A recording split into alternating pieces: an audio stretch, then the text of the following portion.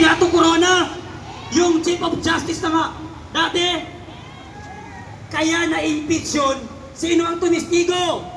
Si Risa Ontiveros. Nung tinanong si Risa Ontiveros, saan nakuha yung mga ebidensya laban sa Chief of Justice na si Corona? Ano ang sagot niya? Dinownload namin sa data. Yan si Risa Ontiveros ang nagnakaw ng 80 billion at 60 billion na pondo ng PhilHealth.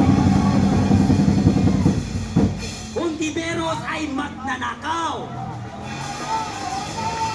Tapos eto pa, naglabas ng video kagabi yung bugok na buhayang magnanakaw na si Tambaloslos na bayot, si Martin Romualdez. Ano ang sabi niya? Nagkaglaga na sila. Wala daw siyang kinalaman sa pagnanakaw. Aba, sino pala ang nagnakaw ng mga trilyon-trilyon na pera?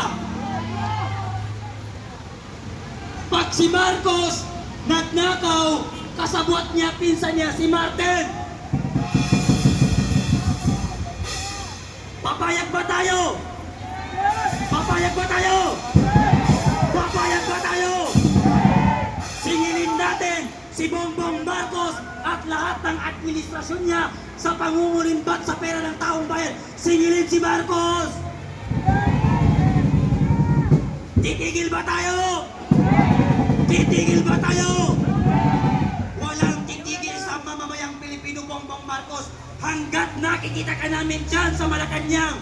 Sisilingin ka namin, sisingilin ka namin, at pag nagkataon na nagpalit ng administrasyon, lahat ng sangkot sa korupsyon, babalatan natin ang buhay!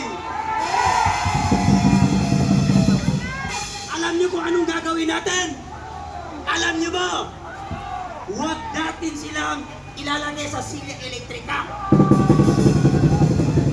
Ang gagawin natin, bawat isang Pilipino bumili ng isang blade. Kada isang congressman, isang ahit ng blade. Pagkatapos natin silang guhitan ng blade, kumuha tayo ng drum na puno ng alcohol, doon natin sila ilagay. Pagkatapos, balatan natin ang isa-isa, pagkatapos, buhusan ng kalamansi. Saka natin pagulungin sa ating pagugulungin. Saan? Sa sili. Kaya lahat ng sangkot sa korupsyon, sisingilin natin sa 2028 at lahat ng buboto sa impeachment ni Sara, sisiguraduhin natin zero sila sa 2028. Kaya ba natin? Kaya ba natin? Kaya natin mga kababayan. Yun lamang at maraming salamat. John Vic Bayot.